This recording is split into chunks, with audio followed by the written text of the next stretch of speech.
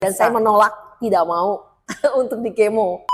Banyak orang makan sayur karena tren, tapi bagi our special guest kita siang ini, sayur kale sudah merupakan bagian yang penting dalam journey hidupnya. Mari kita simak bagaimana perjalanan Bu Siska Herman terhadap gaya hidup sehat telah menyelamatkan hidupnya. 2015 yang lalu, saya divonis sama dokter, saya sebagai kanker payudara ya, di mana saya harus mengalami operasi ya, benjolan. Pada saat itu, ketika hasil vonis dari dokter, saya dapat almarhum dari suami saya itu menangis, sedangkan saya sendiri, saya tenang, diam, dan pencobaan yang saya alami ini tidak akan melebihi kekuatan saya. Saya percaya Tuhan akan membuka jalan buat saya. Pada saat itu, beberapa sebelum saya mendapat vonis ini, sebenarnya pernah kenalan dengan seorang teman, dia menceritakan bagaimana kehidupan sehat itu seperti apa. Saya antara percaya dan tidak percaya ya. Ketika saya sudah dioperasi, jadi dinyatakan biopsinya itu hasilnya benar-benar itu kanker. Jadi aku merasa, masa sih saya harus dikemo?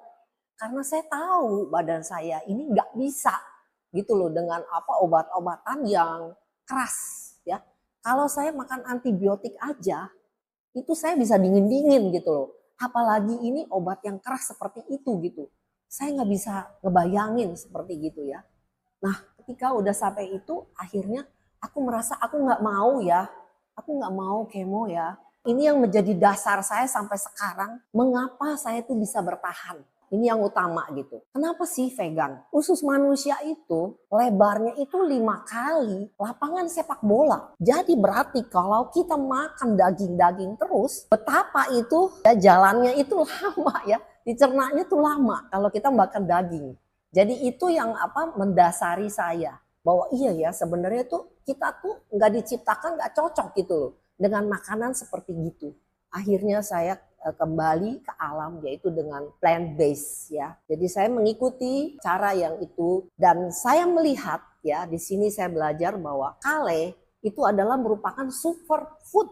Jadi itu dahsyat banget gitu ya, berguna banget gitu ya, dia obat. Karena juga saya belajar di sini ya, apa yang kamu makan itu, itulah ada obat buat tubuh kita. Dan itu ternyata benar. Yang saya lakukan dengan setia. Karena saya melihat itu ya. Sebenarnya memang manusia harusnya seperti gitu. Kembali ke yang alami. Tanpa proses yang seperti dikaleng, seperti gitu ya. Pengawet, segala macam. Jadi dasarnya itu aja gitu yang alami. Nah itu yang saya mendasarinya. Itu Bu, kira-kira. Wow, luar biasa. Dan saya menolak, tidak mau untuk dikemo.